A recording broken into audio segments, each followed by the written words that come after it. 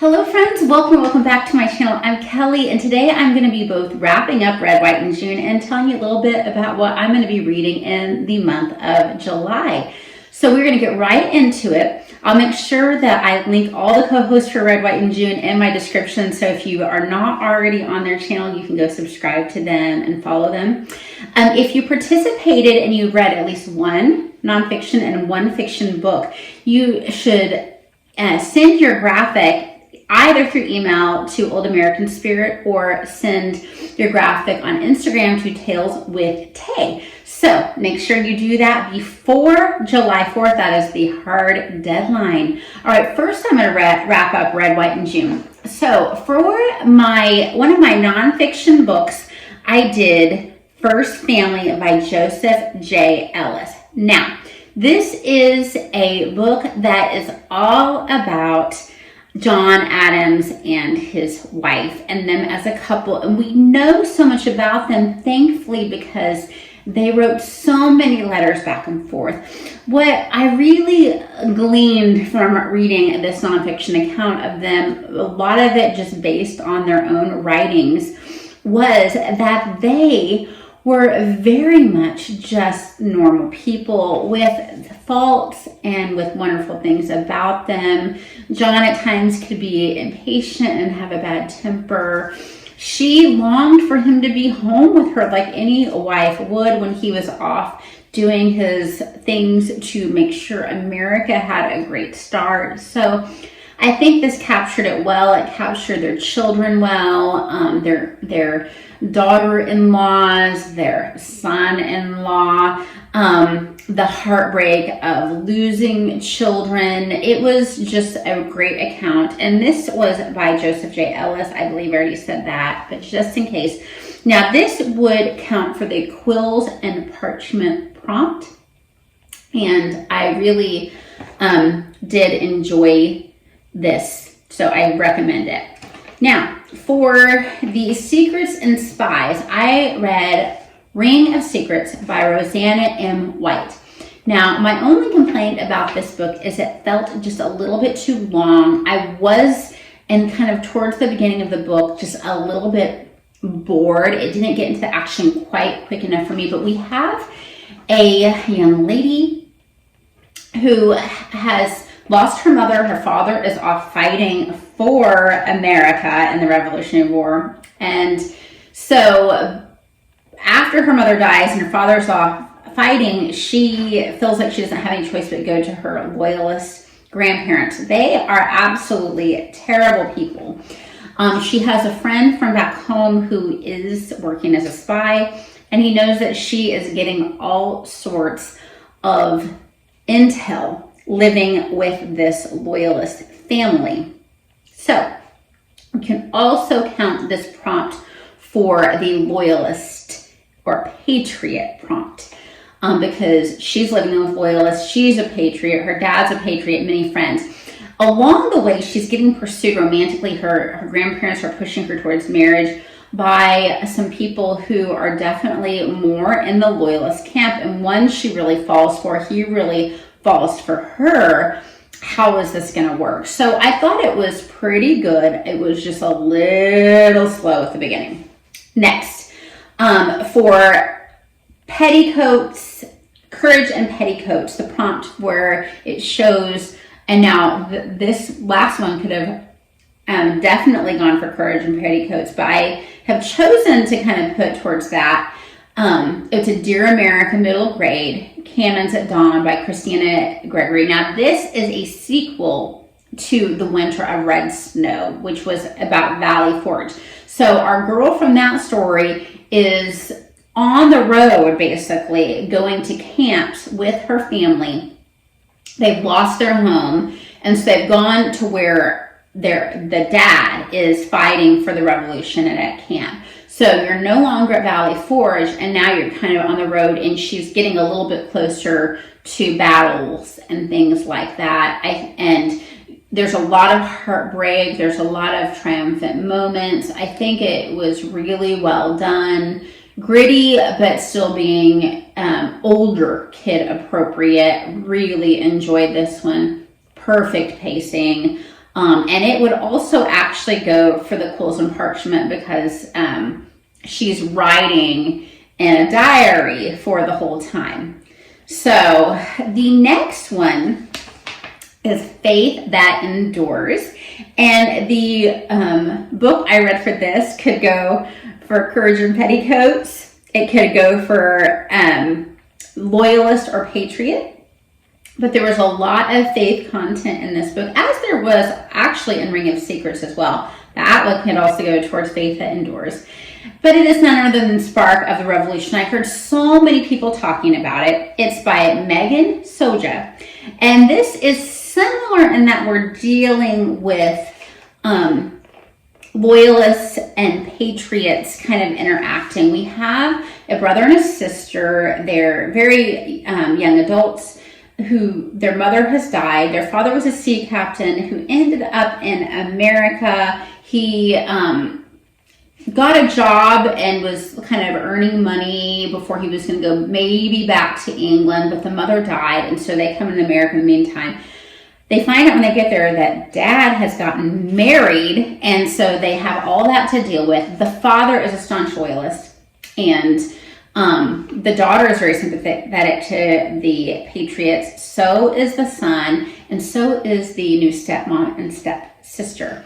I love how you have that kind of dynamic of the new family situation while you're dealing with the war issues. And also someone that is very interested in pursuing this young lady is a loyalist, and someone else that is very interested in pursuing this young lady is a patriot, and that's who she really likes too. But there's so much talk of the Lord and trust in him and having faith. So it definitely fit the Faith That Endures.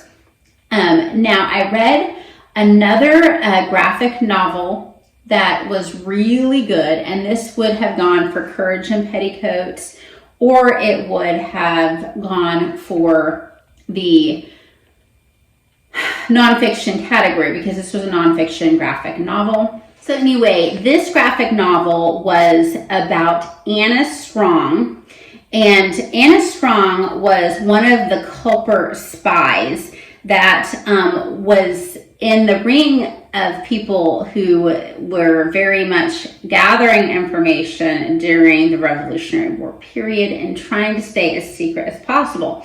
There's thoughts that Anna Strong could possibly have been Agent 355. No one knows who that agent was. There were several women who were spies during the Revolutionary War period, but a lot of times you wouldn't know their code name, and people over the years have always wanted to know who Agent 355 was. It could have been Anna Strong, or it could have been any number of agents. The name of this graphic novel is The Spy Who Wore Petticoats, a graphic novel biography of Anna Strong, and was written by Bruce Bergland. It's illustrated by Alicia Reyes, and the cover was by Alessandro Valdrighi. I'm sorry if I'm saying Alessandro's name wrong. But anyway, I thought it was a great short informational nonfiction graphic novel. It's put on by the Graphic Library, who does great nonfiction graphic novels. So that is wrapping up everything I read for the wonderful Red, White, and June. We are going to go into my pile of possibility TBR type thing for the month of July. So there is one book that I am most definitely going to be reading, and this is called This Rough Magic, and it's by Mary Stewart, the classic mystery novelist Mary Stewart, and I'm going to be buddy reading this with Dia from Novel Idea. We have read one Mary Stewart before. I actually know zero zip zilch about this book. I just know that I liked the book with Mary Stewart before, and Dia said, "You want to read this?" And when Dia says, "You want to read something?" I say yes. So other things that I'm for sure going to be reading. We're going to finish up the last book in the Penderwick series called The Penderwicks at Last. Is by Jeanne Birdsall. This series is about a family that is just so sweet. There's 4 girls in the start. We get some more siblings along the way. Everybody has their own distinct personality. The friendships and the lessons learned along the way are great. My kids, all 3, really enjoy it, and my husband and I enjoy listening to it too. So this is going to be a car listen. After we finish that, we are going to go, still with patriotic themes, sometimes this month, Johnny Tremaine, which I have actually never read the book Johnny Tremaine, and neither have my kids. And this is by Esther Forbes, just a very classic Revolutionary War historical fiction novel. I did see the movie when I was a child. If you don't know, Cheryl from Candlewick Library had a crush on him when she was a little girl.